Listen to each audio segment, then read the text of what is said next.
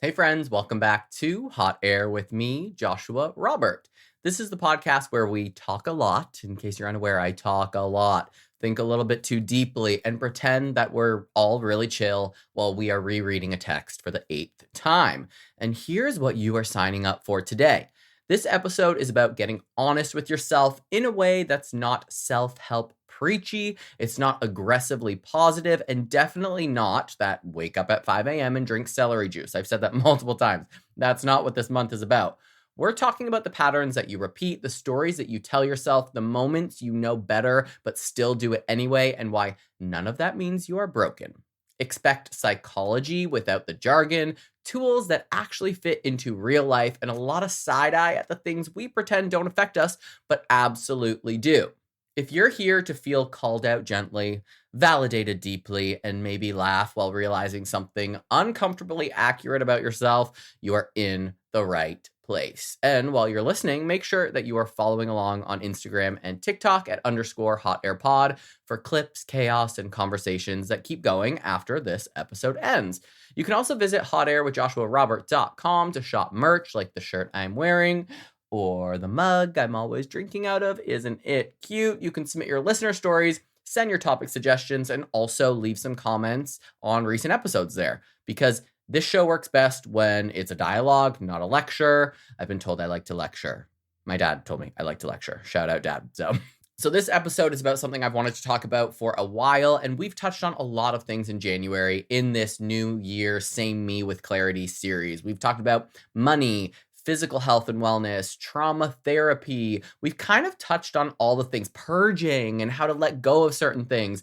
But this episode is really focusing in on relationships, friendships, family specific, not so much romantic relationships, and how the people that we surround ourselves with really matter, how that affects us, how it rubs off on us, and why sometimes we need to let those people go. I think it's a really important tool and a really important topic for January. Start the year off fresh. Let go of those fuckers who hold you back. Everyone has friends that they should not be friends with anymore. And there's no reason you need to be. Everyone has family members that they butt heads with, that we automatically just give them the go ahead. And you don't need to do that. Nobody gets a free pass when they're being an asshole. So obviously the episode is going to be much more than just that. But that's your general idea of where we're going today. So take a breath, take a seat, go grab yourself a fun little cocktail, and get ready to learn about what healthy relationships look like, how you may feel when you choose healthy over unhealthy, and why sometimes letting those people go is the best thing you can do for yourself. So let's hit it.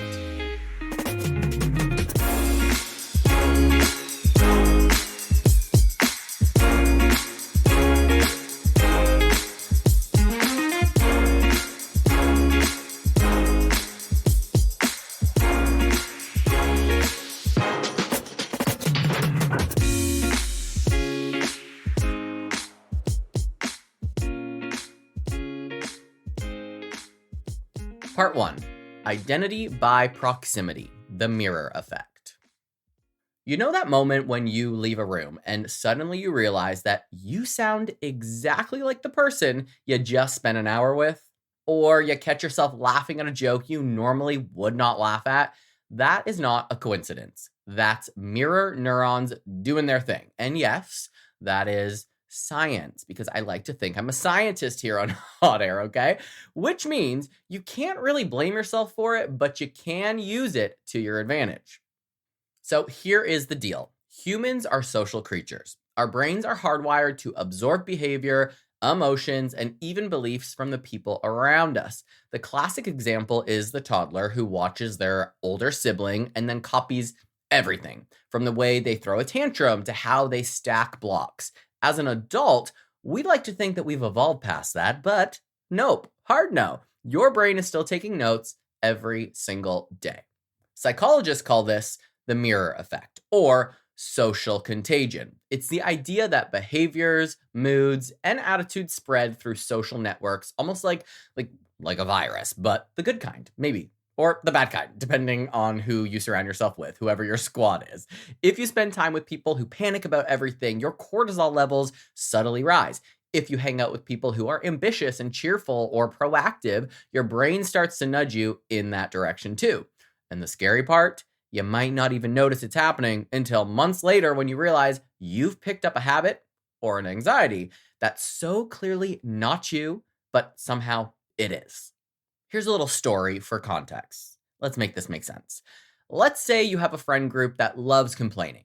At first, you join in just for funsies. You even mock the complaining, thinking that you are above it. But over time, your brain starts to normalize that tone. You notice yourself snarking about coworkers more than you used to. You're rolling your eyes at every minor inconvenience. Your brain, which is always trying to make sense of social rules, says, okay, this is what a socially acceptable adult sounds like. And suddenly, you're a little crankier than last year. Not dramatic, but noticeable. That is exactly why identity by proximity is such a powerful concept for the new year. It's not just about cutting toxic people out, even though I love fucking doing that. Though sometimes that is a part of it. Cut those toxic bitches out. It's about curating your environment in a way that helps you become the person you actually want to be. Because here's the truth. You will take on characteristics, both good and bad, from the people closest to you. It's a fact. And the earlier you notice which ones are sticking, the more intentional you can be. So, how do you do that without becoming a hermit? I love being a hermit, but it's no fun. Or how do you do it without sounding like a self-help Instagram post? Well, let me help you help yourself. So let's break it down. First, take a temperature check on your relationships. You can start by evaluating who you spend most time with. And I don't mean just physically. Think emotionally, digitally, and even mentally. Who do you scroll through on Instagram and either feel inspired by or quietly annoyed at? It's a very simple exercise. Grab a sheet of paper and divide it into 3 columns. Column A, people who energize me. Column B, people who drain me. And column C, people who, well, I don't even know anymore. Now, be brutally honest. That really is the hard part for a lot of people, but you're alone if you're doing this. Nobody's watching. Be a bitch. The goal isn't to rank your friends in a competition. It's to see the patterns. Are the people who energize you generally calm, motivated, or supportive? Are the ones who drain you critical, anxious, or self-focused? And writing it down is surprisingly illuminating because your brain often rationalizes toxic patterns like, oh, but they mean well, or they're just stressed, until you see it in black and white on that piece of paper. Now, once you have this snapshot, it becomes easier to make intentional decisions about who you want around in the new year. And spoiler alert, you don't have to cut people off entirely, but you can limit your exposure to that energy that doesn't serve you. So the second part in this exercise is to observe without judgment. And this one is a little bit sneaky, but incredibly powerful. Instead of trying to change people, start observing yourself around them and ask yourself questions like, how do I feel when I leave this person's company? Do I feel lighter? Do I feel inspired? Or do I feel more motivated? Or do I feel drained? Am I anxious? Am I extra fucking irritable? Your nervous system actually knows the answer before your brain even does. Scientists have studied this. Our bodies respond physiologically to social environments.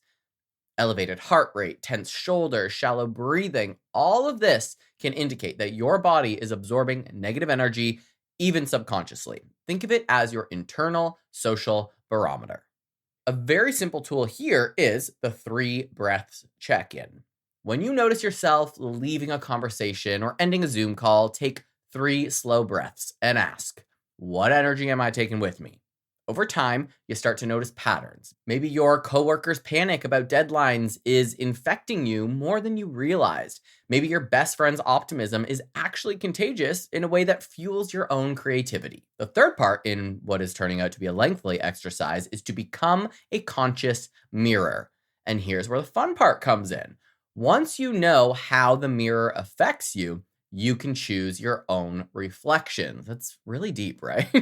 If you want to be calm and confident and intentional, spend more time with people who radiate those traits. Not because they're perfect, but because you are giving your brain a template for new behaviors. This isn't just about copying people. It's about absorbing energy and cues that feel good and functional. Think of it like updating the software on your phone. You don't have to delete all of your old files or photos to function better, although sometimes that helps. You just need the right updates to make the system run smoother. Another exercise for this is to identify one person who embodies a trait you want to strengthen. It could be patience, organization, or even a certain sense of humor. Make a point to spend a little extra time with them. Call them, grab a coffee, or just simply text them more. Watch how your habits, language, or even your thought patterns shift over the following weeks. It's subtle, but it definitely works. Now, the fourth little step here is to beware of negative contagion, because let's be real here. The mirror effect works both ways, okay? Just like positive energy spreads, negative energy spreads too. Gossip, passive aggression, self-sabotage, and chronic complaining are all surprisingly infectious. I am thinking about one particular friend that exhibited all of those behaviors that I'm no longer friends with, but I started to exhibit those behaviors and I did not like it. But here's a little psychological nugget for you. Researchers in social psychology have found that moods, behaviors, and even stress levels can travel across networks of friends and colleagues. The more time you spend with someone in a low vibe state, the more likely your brain starts to accept that as baseline. And then suddenly, without even noticing, you're stressing over minor inconveniences like a pro. The solution? A combination of awareness and limits. Awareness means noticing when you're being affected. See the exercise above. And by see it, I mean listen to it again. Limits means protecting your energy without turning into a drama queen. So for example, limit time that you spend venting to people who can't regulate their own emotions. Politely step back from groups that thrive on negativity. Been there, done that. Bring your own energy intentionally instead of letting theirs dictate yours. Now, the next step in this whole exercise is to ground yourself in intention. Let's bring this all together with an exercise that I call the proximity vision. And by me, I mean ChatGPT helped me name it the proximity vision. It's simple and it's effective.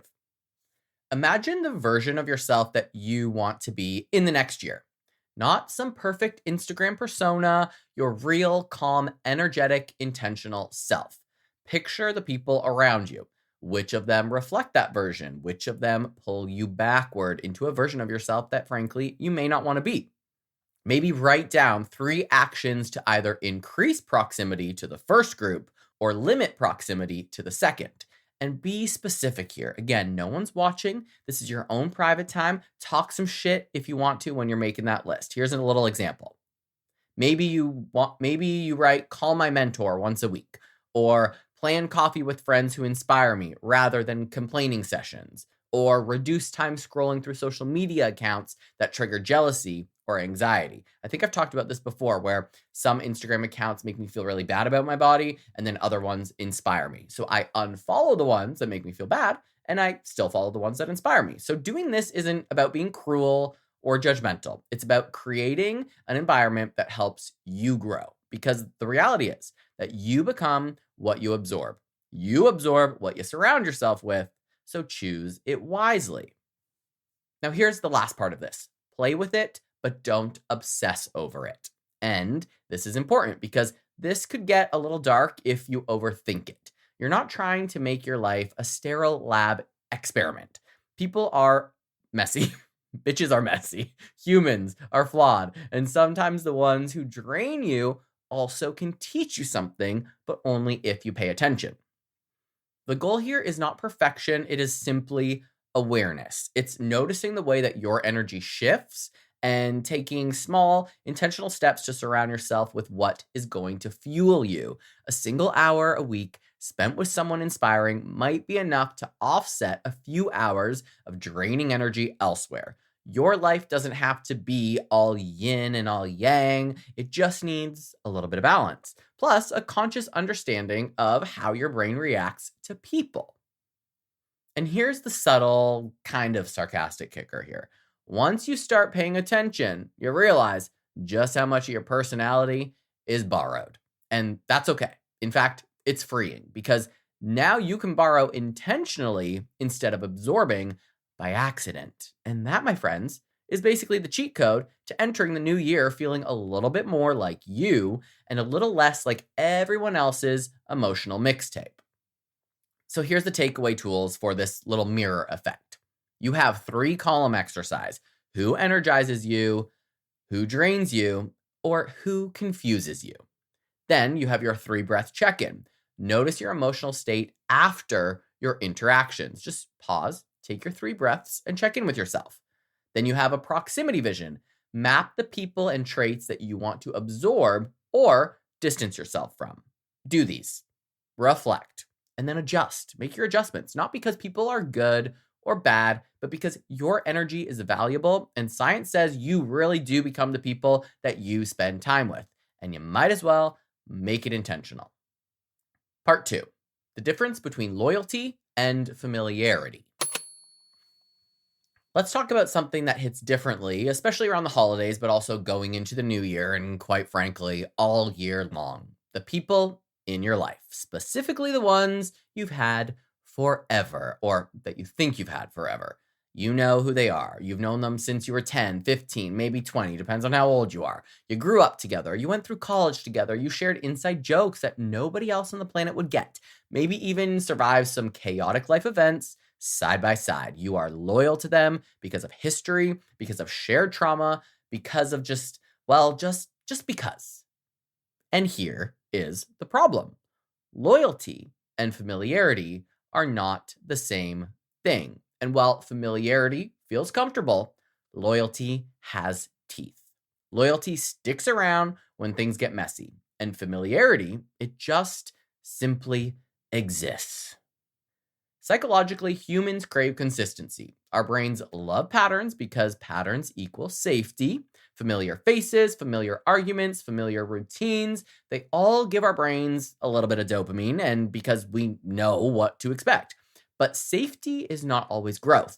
Comfort isn't always healthy, and familiarity, that can be a trap if it keeps you tethered to people who no longer reflect or support the person that you want to be, unless you're fine staying the same way since you were 16.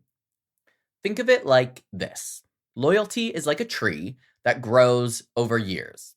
Deep roots, strong branches, capable of weathering storms. But familiarity is like a plastic plant. It is still there. It's still visually present, but it cannot bend when the wind blows, and it does not grow at all. And it definitely doesn't grow with you. It just is. And it's probably expensive because Amazon prices for fake plants is insane. So let's talk about a few little exercises relating to this. First, recognizing the difference. You have to recognize the difference between the two, okay? Ask yourself, do I stick around because I genuinely respect and trust and enjoy this person, or because I cannot imagine life without them? And sometimes that's a really hard thing to answer, and it may take some time to think about. When things get hard, do they show up for me? Do I show up for them in a balanced, reciprocal way? Or is it just habitual participation in each other's lives? Am I protecting the relationship more than I'm protecting myself? A little psychological insight here. Humans often prioritize relationships over individual well-being because evolution wired us to survive in groups. Back in the day, being kicked out of the group was dangerous. You simply wouldn't survive. You needed to work together. But today, it's not deadly. However, our brains have not evolved enough and they still act like it is. So we cling to people long after it's healthy to do so. Familiarity feels safe even when it's subtly eroding us. Next, there's the emotional tax of familiarity. Familiarity can carry this emotional tax that you don't even notice. You might spend years tolerating passive aggression or constant complaining or even small micro traumas because they've always been that way, or that's just who they are. And yes, you're loyal, but at what cost? Science calls this cognitive dissonance. When your beliefs, like I deserve supportive, uplifting relationships, clash with your behaviors, like I keep spending time with people who drain me, your brain either changes your beliefs or it changes your behaviors. And usually, people rationalize the behavior, like they've had a rough week we've been through so much together, or I'm the one who should fix this. All valid thoughts, all very valid, but they're also very fucking exhausting. Here's a little practical exercise that is called a relationship audit. It's a tool to make this concrete. Take a sheet of paper. Today we really like paper. Maybe make a note. We don't want to waste trees, but take a piece of paper. This time divide it into only 2 columns. You have loyalty. Those are people who are genuine and you genuinely want in your life because they inspire, they challenge, and or support you. And then you have the ones that are just familiarity. People you keep around out of habit, nostalgia, or guilt. And then on one far side, write a whole list of names, the people closest to you, your best friends, your closest family members, whomever you can think of. Then, next to each name, you're going to write one sentence. For loyalty, why you value them beyond history. And for familiarity, why you keep them and what emotional cost it carries. Then you ask yourself, which of these relationships aligns with the version of yourself that you want this year? What version do you want in 2026? And which ones are holding you back from that version? And then here is the tricky part. When you realize that a familiar relationship is no longer serving you, guilt kicks in. You've been socialized to value loyalty, to preserve relationships at all costs, to never burn bridges. But here's the nuance. Releasing familiarity is not disloyalty. It is self-respect. It's honesty. It's prioritizing energy in the same way that you prioritize your mental and emotional health. There's actually a term in psychology for this: boundaries as self-care. Setting boundaries isn't punishing anyone. It's simply acknowledging that your energy is finite and you're no longer willing to spend it on relationships that consistently take more than they give. And that's the key here. You can't give. My therapist is always like, Josh, you give so much to everyone. You are always making things so easy for everyone else, but they are not meeting you. They're not even trying to meet you halfway. So it has to be a balanced relationship. The people in your life have to give as much as you are giving. You can't do all the work here, okay? But we'll get to more of that later. Let's talk a little bit about family versus friends. So we'll take family because this gets very, very sticky. A lot of people have varying opinions about this. You can't exactly like ghost your cousin or your dad or your mom or uninvite your aunt to Thanksgiving. I don't know why I said aunt. I always say aunt, but here's some things you can do. You can limit topics of conversation to very neutral subjects. You can reduce the time that you spend with people who repeatedly trigger you. You can focus on quality over quantity of interactions. It is ingrained in us that family is kind of a non-negotiable. I don't feel that way, but most of the world, I think, does feel that way. So you can set your boundaries to try and make that an easier experience. But with friends, the choice is cleaner. If someone consistently drains you and disrespects or belittles you, it is okay to step back. It's okay to step aside or even step out of the fucking house entirely.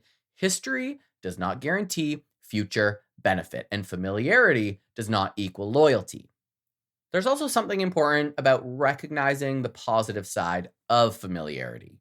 I'm not saying that you throw everyone away. Familiarity does have its benefits too, like nostalgia and shared history. It can be grounding. It can be fun to look back on those memories that you made. I've been in friend groups, like when I'm a new person in the group and the rest of the people in the group are talking about like their last New Year together or things they've done together. And it looks nice from the outside looking in. And then there's long-term relationships often teach a lot of patience and empathy. The key here is balance.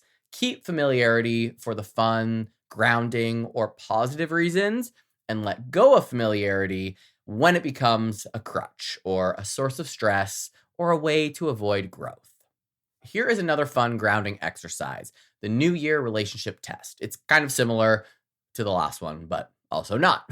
And this is a New Year specific exercise that I like to do. Make a list of all the people that you interact with regularly, and perhaps it's the list you just made about whether they're familiar or loyal. And you can ask yourself 3 questions for each. Do they bring energy into my life or do they drain it? Very simple. Are they aligned with the person I want to be or are they not? Very simple. Would I actively invite them into my next chapter or would I close the book on them? Very simple. I think going through those 3 questions and simply answering yes or no, even though I said write a sentence, just yes or no it. It's much easier that way. And for anyone who fails at least 2 of these, create a boundary plan. You don't have to cut them off, but create a boundary plan. And this can be very small. Maybe you're going to text them a little bit less. Maybe your calls are going to be shorter, or selective presence at events. Maybe you only go to every other event that they're going to be at. And then notice what happens. You start to feel less weighed down even before removing anyone entirely. That's because your brain and body sense intention, and intention feels good. And I would also just like to say, going off script here, people, I do that a lot. You haven't noticed. But I'd also like to say that choosing who you spend the time with, choosing what events you go to, saying to someone on the phone, I have to go, I have another call coming, and maybe you don't because you've decided to limit that time. I think taking those actions can cause a lot of people guilt. It can make them feel really bad because you think you're hurting the other person, but frankly, the other person is not aware. You just focus on, again, making these choices in private, setting the boundaries in private, making these lists in private. Nobody's going to see it. So that guilt that you instantly feel, like if you're writing something about your friend that's negative, they don't have to know that. We all have negative traits. I'm sure my friends think some negative things about me as well. I know it's probably very hard to believe, but I do have some red flags, okay? And, my friend Natalie, I call and I vent to her and she's probably like, oh, for the love of God, Josh is venting to me again. So perhaps I'll take some notes from this episode and maybe I won't do that as much, or maybe she'll cut me off more. Like, you're allowed to choose. Those people that actually love you are going to stick around, whether you don't go to every event with them, whether you spend a little less time with them, whether you cut the conversation short just to preserve your own sanity. And let me just throw this out here. You are allowed to outgrow people, even the ones that you have known forever, even your family, sometimes gently, sometimes firmly. You are allowed to prioritize your energy over nostalgia. You're allowed to choose growth over comfort. And no, you do not owe anyone a lecture or an apology or detailed PowerPoint explanations of your decisions. You don't owe anyone anything. Nobody gets a free pass.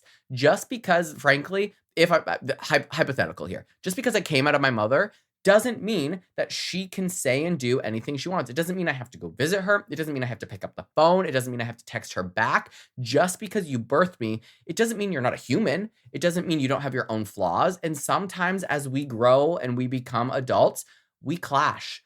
We no longer align with that person. I have become my own individual with my own beliefs, my own view on life, my own goals, my own way of speaking and expressing myself. And if my mom doesn't align with that and is an awful person, I don't have to talk to her. She is not. That's not what I'm saying. That was a hypothetical. My mom does listen. That is so hypothetical. Mom, calm down. This is so hypothetical. I'm just using it as an example. And I think she would agree with me too, because her and I have talked about this at length. Just because you share blood doesn't mean you got to share a life. So familiarity can be cozy, but it's no substitute for intentionality. And loyalty is earned every day by mutual respect and care. And familiarity, it's earned by being around long enough to get used to. And if that's not enough for the person you're becoming, that is okay. So here's the takeaways from this little section. Familiarity equals comfort and habit. Loyalty equals intentional reciprocal care. Emotional costs matter. Pay attention to how relationships affect your mental state. Boundaries are self-care. They are not betrayal. Evaluate relationships for the coming year because who aligns with your growth is very important. You can outgrow people without guilt. History does not entitle anyone to your energy. So as we move into 2026 and you maybe want to let go of some relationships, just remember, some relationships aren't meant to come with you.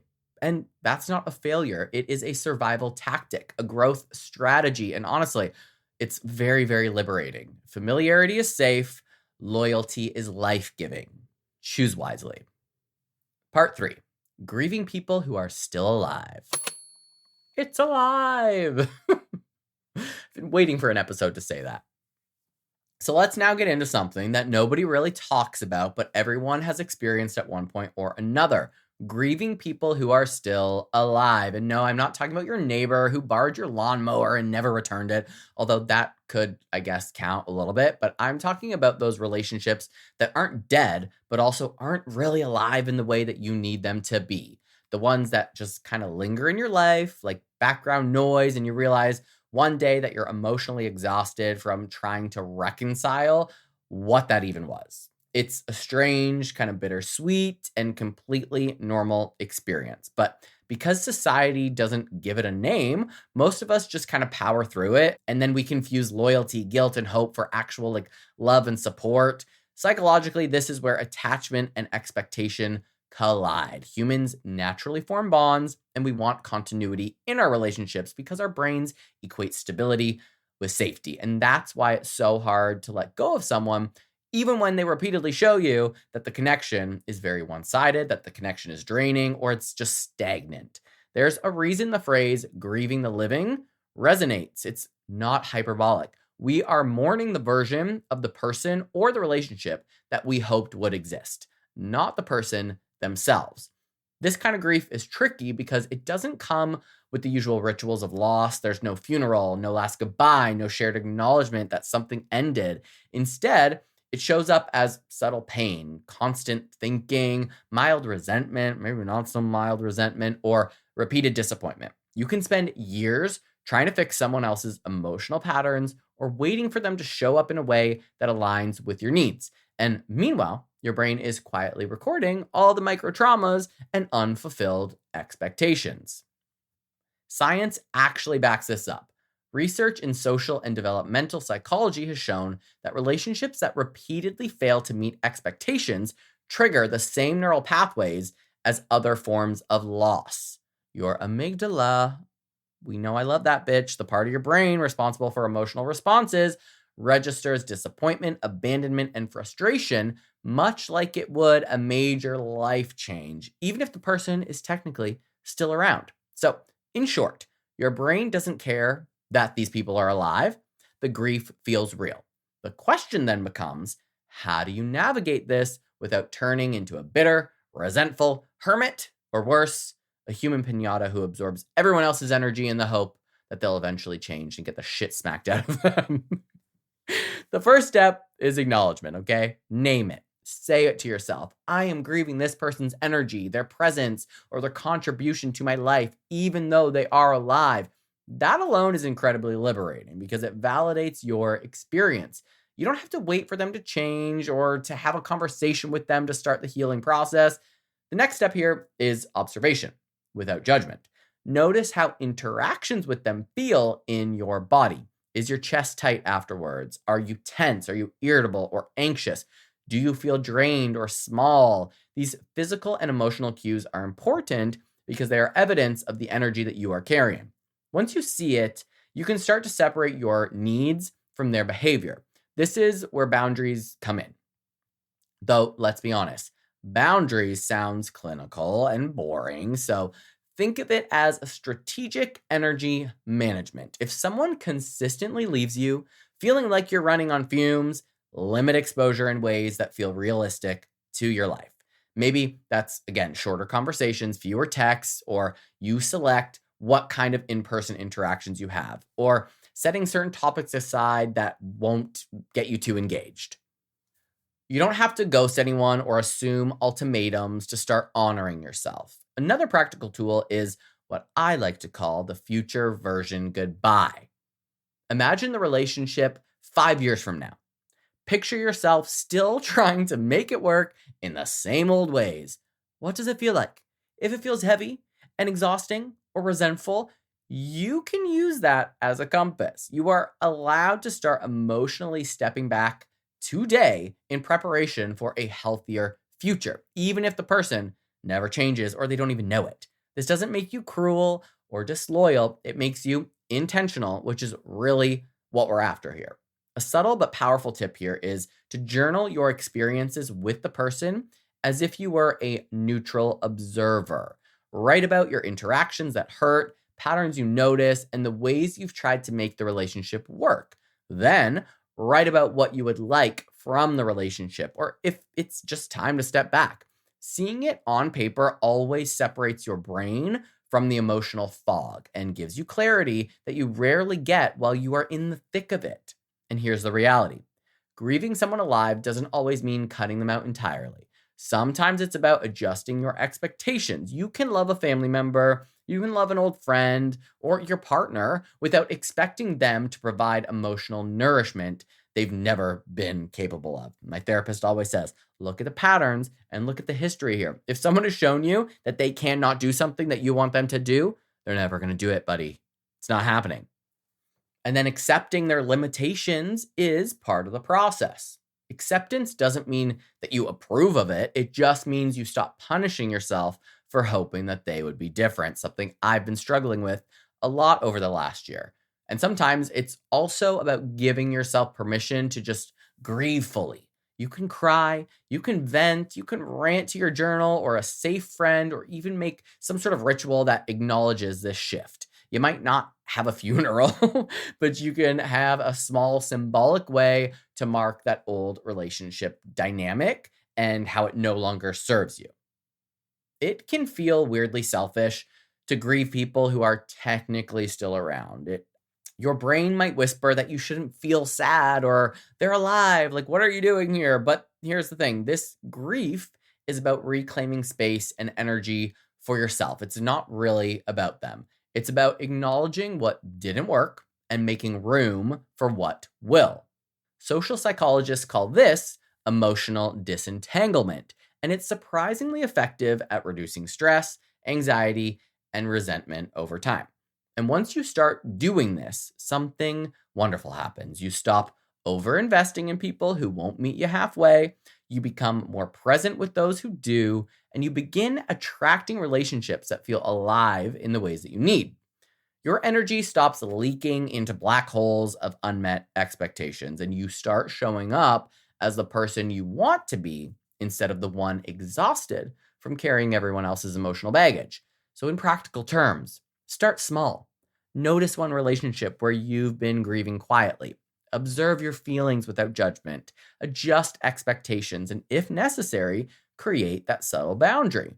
You journal about it, you visualize a future where you are no longer weighed down by that relationship, and then, most importantly, give yourself permission to feel the loss, even if the person is standing right in front of you tomorrow. Because grief is normal, it is natural, and honestly, it's kind of necessary if you want to start this year feeling lighter, freer, and actually excited for the people who do bring energy into your life. No one said this part of adulting would be easy, and it sure as fuck isn't. And the truth is, it can often be very lonely. But here's the fun part. We love fun. Once you embrace it, you realize that freeing yourself from emotional attachment to someone who isn't fully present isn't selfish. It's a form of self-respect that allows the rest of your relationships to absolutely flourish. And let's be real, life is too short to carry ghosts in your social circle, whether literal or emotional, okay? Grieve what no longer serves you, make room for what energizes you, and let the rest fall where they may. Fuck them. That is the kind of emotional spring cleaning that actually sticks. And it's the kind of move that will just make this year feel a little bit lighter. And I have done this with, frankly, a lot of people in my life lately. Over the last year, I've really separated myself, as you know, if you've been listening to the podcast, from a lot of family members. And I did explain this to my dad the other day because we hadn't talked in months and months and months and months, really. A few little texts here and there, but I'm not separating myself because somebody is a terrible person or I hate them. It's because I wanted to shift that energy, the resentment, the frustration, the annoyance, the irritation. Instead of putting all of my energy into those negative emotions, I had to take a step away and then reroute that energy into myself and relationships that do serve me. I've also done that with some friendships. Somebody I've been friends with for a very, very long time. It was constant complaining. It was always about their life and how they're stressed out and their anxiety and their ailments and them. Like, good Lord, give me a fucking break. I had to literally just go, no mas. And I didn't talk to that person for months. Sent them a text the other day that was like, listen, we're on different pages, very different parts of life. It looks like you have a circle around you that is on the same page as you, that is going to be there to support you, but I cannot support you. I hope that one day we will get back to each other. Maybe once you've gone through this part in your life where you don't really require me as a friend, there may be a time when we grow back together, but I have no intention of putting any effort, not one little fucking ounce of effort into that because it took so much out of me. So my point here is I did a bit of grieving. I definitely felt that loss, but on the other side of it, I realized how much more at peace I am, how I feel much calmer, how I'm not constantly frustrated. And that resentment, it kind of, I want to say it doesn't exist anymore. It will pop up every once in a while, but it's totally worth, unfortunately, it's worth grieving the people that are alive if they no longer serve you in a positive way. Which brings me to part 4, how growth can make you lonelier before it makes you happier. No one really prepares you for the awkward middle phase of growth. Everyone loves to talk about healing, leveling up, becoming your best self, all that glossy self-improvement language.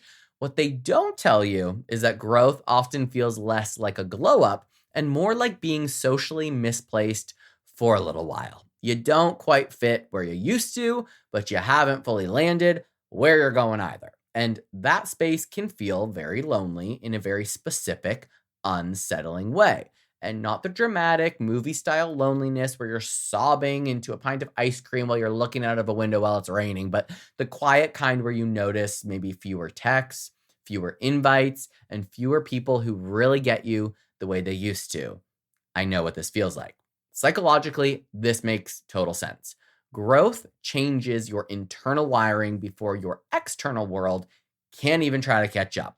When you start healing, setting boundaries, or becoming more self-aware, your behaviors shift first and pretty quickly. You communicate differently, you tolerate less, you stop engaging in patterns that once kept you socially plugged in, and when that happens, the people around you may not know how to respond. A lot of them responded to me with anger, but I don't give no fucks. How very dare I take care of myself first, right? Humans, unfortunately, they like predictability. When you change the rules of engagement, even in healthy ways, it creates friction. And that friction can feel like distance, and distance feels like loneliness. There's also something called identity transition, which psychologists use to describe the period when your sense of self is evolving but has not fully stabilized yet. And during this time, your brain is essentially recalibrating. Old coping mechanisms no longer work, but new ones are not fully formed yet. You're more aware, but not necessarily more comfortable. You see patterns you didn't see before.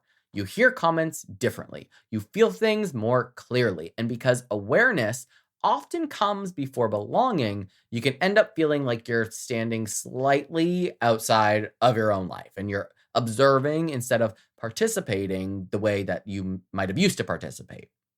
That can be very uncomfortable, especially if you were once the person who always felt socially connected, emotionally available, or deeply embedded in a group. Growth can quietly remove that glue that once held certain relationships together, and that loss is not always replaced immediately. Another reason that growth feels lonely is because it disrupts unspoken agreements. Many relationships operate on invisible contracts. You play a role, they play a role, and everyone feels stable. Ye fucking ha. When you grow, you often stop fulfilling your old role. Maybe you were the emotional caretaker, the people pleaser, the fixer, the funny one who never gets serious. Honestly, that's all me. Well, was me. When you step out of that role, the relationship gets a little bit wobbly. Some people adjust, some people don't. And when they don't, the connection fades. Not because anyone did anything wrong, but because the dynamic no longer works. That loss can feel personal even when it isn't. Your brain may interpret it as rejection, even though it's really just misalignment. There's also a biological place in this. As you change your habits, your boundaries, and emotional regulation, your nervous system begins to seek different kinds of stimulation. Chaos may have once felt familiar and even exciting. Drama may have felt like connection. When you start calming your nervous system, those old environments feel less appealing. But here is the catch. Calm can feel boring at first. It can feel empty. Your brain, which might have been used to spikes of emotion, may interpret peace as loneliness. This is especially common for people who have lived in survival mode for a long time. When the noise dies down, the quiet can feel unsettling. You're not actually lonely, you're just no longer distracted. One of the most grounding things you can do during this phase is normalize it. Growth is not a straight line from pain to happiness. It is more like a temporary shedding. Old relationships thin out before new ones form. Old habits fall away before new rhythms settle in. This is not failure, it's a transition. A useful exercise here is what I call the in-between inventory. And by me, again, my assistant ChatGPT came up with that. Take a moment to reflect on what has already shifted in your life. What behaviors have you outgrown? What conversations do you no longer want to engage in? What standards have quietly changed? And then you ask yourself what you're making space for, even if it hasn't arrived yet. This reframes loneliness as preparation instead of loss. It's also important to resist the urge to fill that gap too quickly. When loneliness shows up, the instinct is often to run back to what's familiar, even if it no longer fits. Just like when you break up with someone, you go back and back and back again, or at least I did. Old friendships, old habits, old dynamics suddenly look very appealing when the alternative is uncertainty. But growth requires a tolerance for temporary discomfort. Sitting in the in-between teaches you what you actually want, not just what feels safe. And this is where discernment develops. You start choosing relationships based on alignment instead of availability. And that skill will serve you far longer than any single connection ever could. Another helpful practice is intentional solitude. So there is a difference between being lonely and being alone. Loneliness feels imposed upon you, but solitude feels chosen. During these periods of growth, choosing small pockets of solitude can help you reconnect with yourself instead of fixating on what is missing. This doesn't mean isolating completely. It means giving yourself time to integrate who you are becoming. Maybe you take walks without your phone. Maybe you journal without trying to solve anything. Just sit with your thoughts, let them flow without immediately sharing them. This helps your nervous system settle and makes room for much more clarity. And it's also really important to acknowledge here that a lot of people will misinterpret your growth. They may see your boundaries as just distance, your calm as coldness, your clarity as judgment, and that can hurt, especially if you care about them. But their interpretation doesn't really negate your process. Growth isn't always palatable to people who benefited from your old patterns. That doesn't mean that you're doing it wrong. It means you're changing. So I could stay the same human that I've always been, right?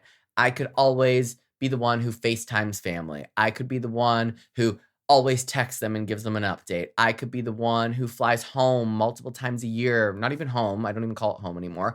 I could be the one who flies back to Canada where my family lives multiple times a year and just make everything easier for them, always.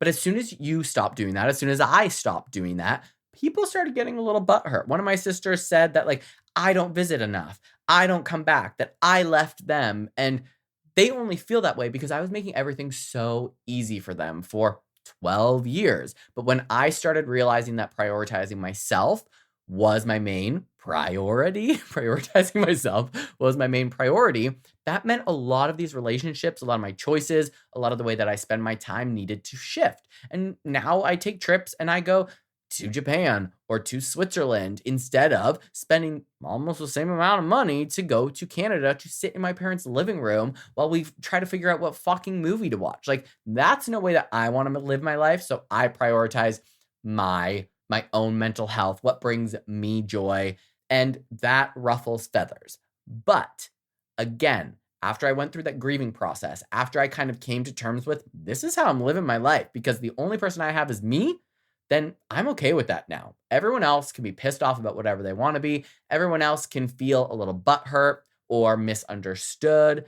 But what I know is that after I put up these boundaries, I grieved some of these relationships. I did not completely ghost anyone, but I now know that I'm more confident than ever. I'm more peaceful than ever. I am so self-aware.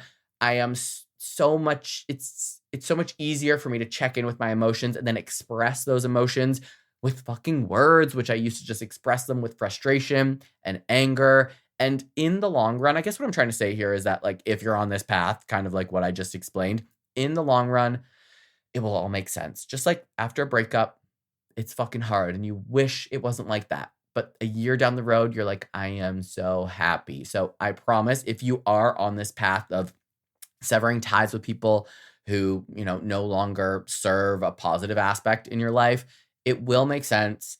That grieving will end. You will become the best version of yourself. And the people that don't want to get that are the people that are not growing. With you or without you, they haven't done shit to grow. Cue the angry texts from friends and family now, assuming I'm talking about them. Everyone loves to assume that I'm talking about them on this podcast, and sometimes I am, but like, how dare you assume that everything is always about you? You're not that important. This is my podcast, okay? It's about me. So all in all, what I'm trying to say is that eventually something shifts. The loneliness starts to soften. New connections are going to present themselves, and often they happen slowly and unexpectedly. You meet people who feel familiar in a different way, and not because of history, but because of it just fucking feels right. Conversations feel easier. Silence feels comfortable. I'm someone who doesn't like a lot of silence, and for me to feel comfortable with you in silence is like, it's a big deal. You realize suddenly you're no longer explaining yourself as much, and then happiness doesn't feel like some dramatic high, but it's a steady sense of just like rightness. That's when you understand that the lonely phase was not a detour. It was a bridge getting you to the brighter side, baby. So if you're in a space right now and you're feeling disconnected and you're slightly untethered, just know this, that you are not behind, you are not broken, or you're not doing growth wrong. You are just between versions of yourself, and that is okay. Let the loneliness be informative, not like a verdict. Pay attention to what it is teaching you. Protect the progress that you have made and trust that connection will come again. And when it does, it will meet you where you are instead of where you were. Growth might make you lonelier before it makes you happier. It likely will. But that loneliness is often the sound of your life rearranging itself in your favor. Part 5. Energetic versus intentional relationships. There is a big difference between relationships that feel exciting and relationships that are actually good for you. And if we're being honest, most of us learn that the very hard way. Energetic relationships are loud. They move fast. They feel charged, stimulating, magnetic. You leave conversations buzzing, replaying things in your head, feeling something, maybe like excitement, anxiety, love, maybe both, maybe all three of them, all of the above. But intentional relationships are quieter. They do not hijack your nervous system. They don't require constant decoding. They don't feel like a roller coaster that you have to strap into emotionally.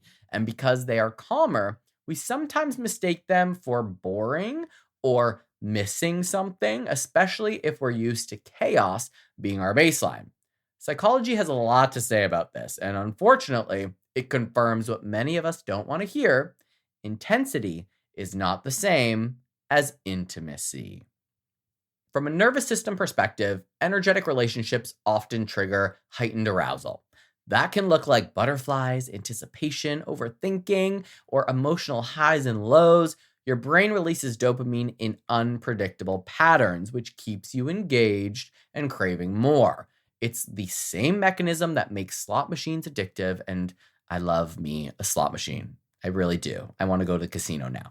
You don't know when you're going to get reward, so your brain stays alert. Intentional relationships, on the other hand, are built on consistency. They activate oxytocin, which is the bonding hormone, and promote regulation rather than stimulation. These relationships feel steady, supportive, and grounding. They don't spike your stress levels, which is great for your health, but sometimes confusing for your brain if it is used to drama as a form of connection. Most people unconsciously choose energetic relationships because they confuse emotional activation with chemistry. If your early relationships were unpredictable, emotionally unavailable, or high stress, your nervous system learned to associate love with alertness. Calm can feel very unfamiliar. Predictability can feel flat. So when someone shows up consistently, they communicate clearly and doesn't keep you guessing, your brain says, something is missing. When really what's missing is the chaos. This isn't a personal failing, it is just conditioning. And once you understand it, you can start making different choices. So, one way to spot the difference is to pay attention to how you feel after your interactions and not during them. Energetic relationships often feel great in the moment, but leave you absolutely drained and anxious or preoccupied afterwards, overthinking hello. Intentional relationships might feel simple or even unremarkable at first, but afterwards you feel calm, supported, and more like yourself. And a very useful grounding exercise here is the after effect check. I did not use ChatGPT to make that one up. This is legit, okay? After spending time with someone, pause and ask yourself, do I feel regulated or dysregulated? Do I feel clearer or more confused? Do I feel energized in a grounded way or wired and restless? And over time, patterns will become very obvious. Intentional relationships also involve choice and not just chemistry. They require effort, communication, and shared values. You decide to invest in them because they align with your life, not because they pull you in emotionally. This doesn't mean that they're passionless. It means the passion is not fueled by uncertainty. There's attraction, there is care, and there is depth, but it is built on mutual respect and reliability. Energetic relationships, by contrast, often rely on reaction. You're responding to moods, mixed signals, or emotional intensity rather than actively building something together. Another key difference is how conflict feels. In energetic relationships, conflict tends to escalate very quickly. Emotions run high, misunderstandings linger, and resolution feels dramatic or incomplete. And in intentional relationships, conflict is still uncomfortable, but it's navigated with a sense of safety. You don't fear abandonment or retaliation for expressing yourself. Your nervous system stays engaged, but not overwhelmed. And this distinction matters because long-term emotional health depends on how safe you feel being honest. If you're trying to move toward more intentional relationships, start by examining what you're rewarding.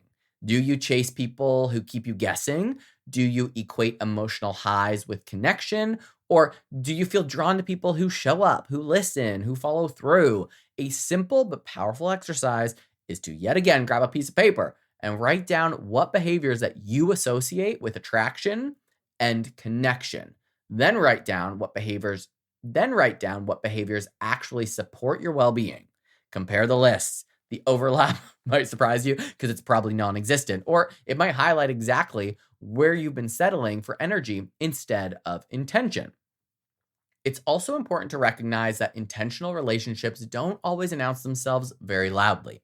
They often grow slowly. They require patience, which can be uncomfortable if you're used to that intensity. But patience builds trust, and trust builds depth. When you allow relationships to develop at a steady pace, you give yourself time to observe, to assess, and choose rather than react. This is especially important if you are coming out of a period of growth or healing, when your nervous system is still recalibrating. Be gentle here. So just because something feels exciting does not mean that it is good for you. And just because something feels calm doesn't mean that it lacks depth. It usually actually has more depth. Something calm is the depth. Sometimes peace is the entire point. The challenge is learning to tolerate that peace long enough to see what it offers. This doesn't mean that you should force yourself into a relationship that feels wrong or disconnected. It means questioning whether your definition of a spark is actually just emotional activation dressed up as romance or friendship. To ground this in something practical, try an intentional pause. The next time that you feel drawn to someone because of energy alone, slow the interaction down. Notice how they communicate, how they handle plans, how they respond to boundaries. Give your nervous system time to settle before deciding how invested you want to be. This is not playing games, it's giving yourself space to choose with clarity rather than impulse. And ultimately, the shift from energetic to intentional relationships is about agency. You stop letting your nervous system run the show and start involving your values, your goals, and your sense of self. You choose people who contribute to your life rather than consume your attention.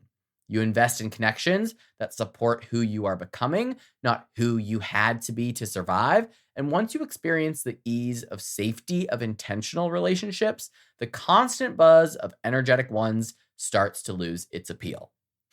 As you move into the new year, consider what kind of relationships that you want to build. Ones that keep you on edge or ones that let you exhale, let it go. Ones that demand constant emotional labor or ones that meet you with consistency and care. Because energy can be fun, but intention is sustainable. And if you're thinking long term, maybe you're not, and that's okay too. But if you are emotionally, mentally, and honestly, spiritually, intentional relationships are the ones that last. And listen, story time, because I love to share fucking everything. I've been thinking a lot lately. Well, we're going to talk a lot in February about dating and sex. So it's going to get motherfucking raunchy in Feb, okay? But I've been thinking a lot about dating and relationships lately. And something my mom said to me a really long time ago was she didn't even like my stepdad at first. She didn't feel that spark, but they've been together for 20 some odd years, right? And people will always be like, well, sometimes it takes a second to grow. Sometimes you need to get to know somebody. We know if we have a connection or not, even if it's from that energy or it's from someone who is calm. We can tell if we have that spark. Again, is the spark because somebody is like taking you on a roller coaster, or is the spark because somebody is deep and they're willing to be open and be honest and be real and be grown with you? We know those differences. We've all been in relationships that are a roller coaster. So I think of my ex who, yes, of course I loved. I was with him forever, fucking married the guy. So clearly I had to care. But that was a roller coaster. That emotion, that anger, those heated arguments were like, they give you that dopamine. They give you that hit, even though it's it is traumatizing. And over the years, since that relationship has ended, I've had a few little things here and there, nothing major. But when I look back at them, it was that like anticipation. When are they going to text me next? Like, are they going to follow through? Or like, there's almost that like lingering thing in the background where you're wondering, where you're questioning, and it gives you a hit, right? Just like, what's her name? Just like Sabrina Zohar always says, I've talked about her multiple times, when we're waiting for that text message and we finally get it and we get that dopamine hit because we spent so much time wondering if we're going to even get it or not. That is not a healthy relationship. What is healthy is knowing that somebody is on the same page as you. It is about being open and honest and straight fucking forward. And so, I don't want to say too much about this, but I've been talking to somebody new very recently who's probably actually listening. So shout out. And who knows where it's going to go, right? But we've had very open, honest conversations about therapy, about our triggers, about communicating effectively, because he doesn't even live in this city, let alone this state. I'm in LA. He's in NYC. And I think that it's just, even if you meet someone who's living in the same town as you, right? And you're on a date and you're texting, it's important to ensure that you're on the same page, to have the same type of communication. And while with this new person, it's certainly thus far not toxic. There's no like up and down roller coaster. I know he's going to text me and he knows I'm going to text him back. I know I'm going to FaceTime him later today. He knows I'm going to probably call him or he's going to FaceTime me later. There's no question. There's no roller coaster of up and down. It is very even. And people, including myself, can mistake that for too much calm, for boring, for no spark. But I am self-aware enough. I've worked hard on myself to know that that is something that could potentially be sustainable. I have no idea, but that type of connection and communication could be sustainable. It could move into the future. When you start something on that note where you're already on the same page and you have very clear goals and conversations about what is on that page, that's sustainability. So I think it's important to pause and look at your past relationships that have been the roller coaster and chaos And then maybe the ones that you were like, oh, this is boring, so I'm not going to do anything with it. But that actually could have been somebody who was sustainable, who would have treated you right, who would have respected you, who would have uplifted you, and that would have grown into something. Does that make sense? I'm on a tangent again. Fucking A. I'm gonna move on here. I'll let you know how it goes with this new person. I'll keep you all in the loop, okay? Perhaps he'll be a guest on the pod one day. But my point here is that intentional relationships are the ones that last. And I'm going into this new potential one with a lot of intentionality. Is intentionality a word? It is now. I think it is. So that's where I'm going with that. Ugh. Part 6, upgrading your standards, choosing differently, and becoming the environment. And I don't mean a tree. Don't become a tree.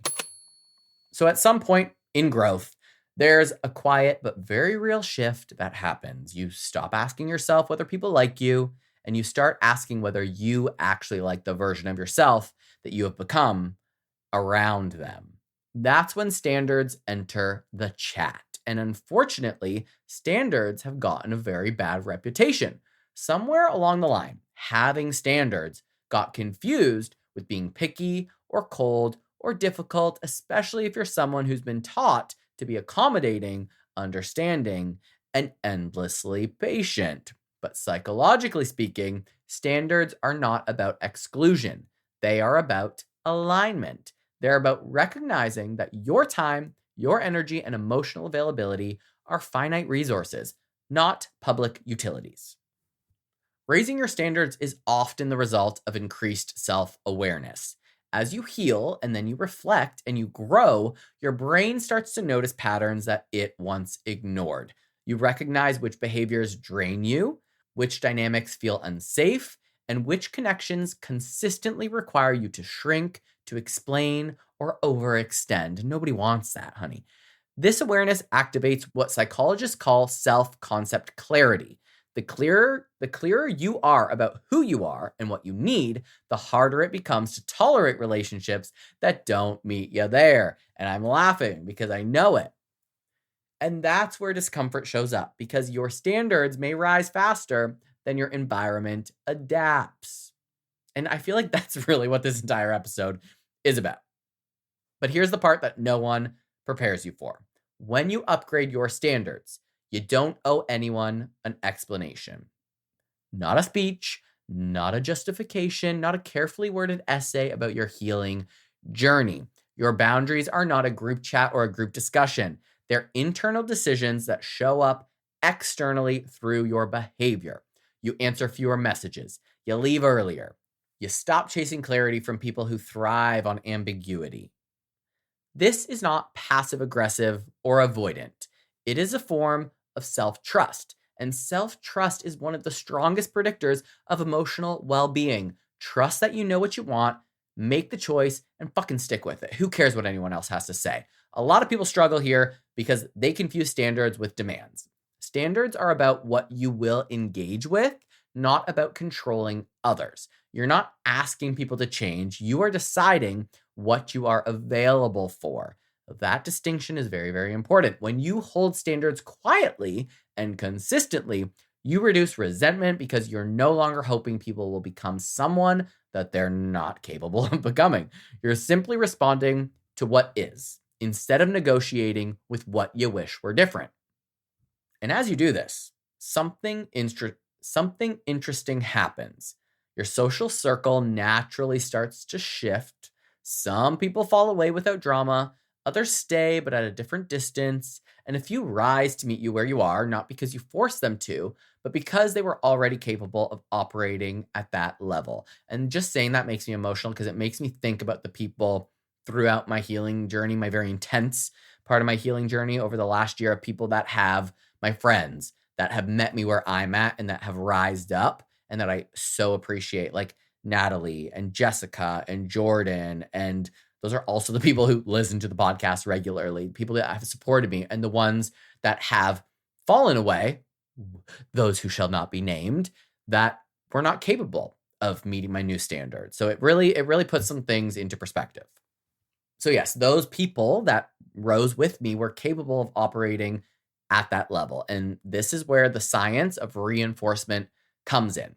Humans repeat behaviors that are rewarded. When you stop rewarding inconsistency, disrespect, or emotional unavailability with your attention, those dynamics lose their grip. Meanwhile, healthy, reciprocal relationships become more attractive because they feel easier to sustain. This is where it helps to ground the theory in something practical. One of the most effective exercises during this phase in healing is a simple reflection practice. At the end of the week, think about your interactions and ask yourself 3 questions. Where did I feel most like myself?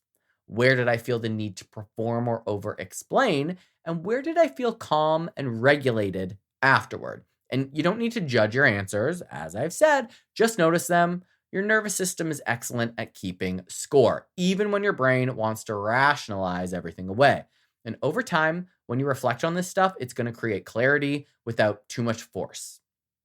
Another grounding practice is choosing one relationship to invest in intentionally and one to pause. This doesn't mean cutting that person off. It means being deliberate. You might decide to nurture a friendship that feels mutual by showing up more fully. Or you might decide to stop initiating conversations that feel one-sided. These small shifts compound very quickly. Your life begins to reflect your standards, not because you announced them, but because you embodied them. And I did that very recently when some of these relationships did not rise and meet me where I was at. I was like, why don't I just shift my focus to the people that care about me? It doesn't matter that my circle is getting smaller. The ones that I feel most like myself with, that I feel most inspired by and loved by, why don't I put more attention and try to spend more time with them and communicate with them more? Because it feels better. Why am I trying to pour my energy into relationships that are just fucking draining?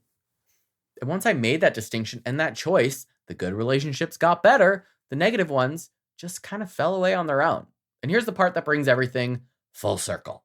Eventually, you realize that this work isn't just about choosing better people. It is about becoming the kind of person that you would want to be around. That is so important. This is where responsibility enters the combo. Very gently, but firmly, okay? You can't ask for emotional availability if you avoid hard conversations. You can't expect consistency if you disappear when things feel uncomfortable. You can't want calm relationships when constantly operating in chaos. Psychology calls this congruence, the alignment between your values, your behaviors, and expectations. Congruence is deeply attractive because it signals safety. People feel grounded around those who know who they are and act accordingly. And now that I say that out loud again, I'm like, no fucking wonder I vibe so well with certain people because they are just so themselves. But becoming that person doesn't mean that you're going to be perfect, right? It means that you're maybe a little more regulated, a little bit more honest and intentional. It means communicating clearly instead of hinting at things. It means respecting your own boundaries enough to enforce them kindly. It means showing up consistently in the relationships that you choose rather than oscillating between overgiving and withdrawal. And when you do this, you stop outsourcing your emotional stability to others. You become your own anchor. There's also something incredibly freeing about realizing that you don't need to convince anyone of your worth. It's so fucking freeing, people. Trust me. When you operate from upgraded standards, you naturally stop auditioning for roles in other people's lives. You choose the roles that fit. You're the casting director, okay? You opt out of dynamics that require you to betray yourself, and slowly, without dramatic announcements or social media declarations, your life becomes lighter, quieter, and more aligned. This doesn't mean you won't ever feel lonely or uncertain again, okay? Growth isn't a one-time event. It is a cycle. But the difference is that now you trust yourself to navigate it. You trust that letting go creates space. You trust that consistency will reveal who belongs. You trust that peace isn't boring, it is stabilizing, and you trust that the relationships meant for your next chapter will recognize you without you having to explain yourself. As we move into 2026, this is the final episode of New Year, New Me with Clarity, but this is the invitation not to become someone else, but to become more yourself. To stop dragging relationships that don't belong in the now, but belong to an older version of you. Don't bring them into the future that they were never meant for. To choose proximity, loyalty, and intention with awareness instead of habit. To grieve what needs grieving, release what no longer serves you, and step forward with new standards that protect your energy instead of apologizing for it. Oh, I love when I get heated because at the end of the day, the environment that you create through your relationships, it shapes your nervous system. It shapes your self-image and it shapes your capacity for joy. And when you become someone who is calm, who is clear and consistent, you don't have to chase these better connections. You become the kind of environment that is better for connect. You become the kind of environment that better connections are drawn to. And that's not a resolution. That is a foundation, and it's one that you can carry with you into whatever comes next. So if you take anything from this episode, let it be this. Awareness is powerful, but compassion is what makes change stick. You don't need to bulldoze your personality or rewrite your entire life or suddenly become someone who has it all figured out, because that's not going to happen, baby. It's not happening. You just need to notice your patterns without immediately turning them into a character flaw. Understand where they came from instead of shaming yourself for having them, and give yourself permission to choose differently when you are ready, not when Instagram tells you that you should. Growth doesn't come from being harder on yourself. It comes from being more honest with yourself and then deciding what's actually worth your energy. So if this episode made something click, it stirred something up, or felt a little too accurate in places, keep the conversation going, okay? Follow me on Instagram and TikTok at _hotairpod. Head to my website, Hot Air with Joshua Robert, to shop my merch, submit your listener stories, send topic suggestions for future episodes, and also let me know what you thought about this episode. If you've tried any of these exercises, if there's stories you want to share about, releasing relationships that no longer serve you and finding new ones in the calm and in the peace. So with all of that, I'm going to be a little bit harsh here. Cut those bitches off that no longer serve you. You know who they are. I can guarantee you're listening right now and you're like, oh, that bitch. I should have nipped that and cut her out ages ago. You don't need those relationships. That is taking up space. Get rid of those negative relationships that are holding you back or holding you to a standard of you who was a decade or 2 decades ago. Open up that space, empty it out, and welcome relationships that are going to nurture who you are now and who you want to be. Okay, good. Get it. Go on with your bad self. Okay, thank you for listening. I'm Joshua Robert. This was Hot Air, and I will see you next Tuesday.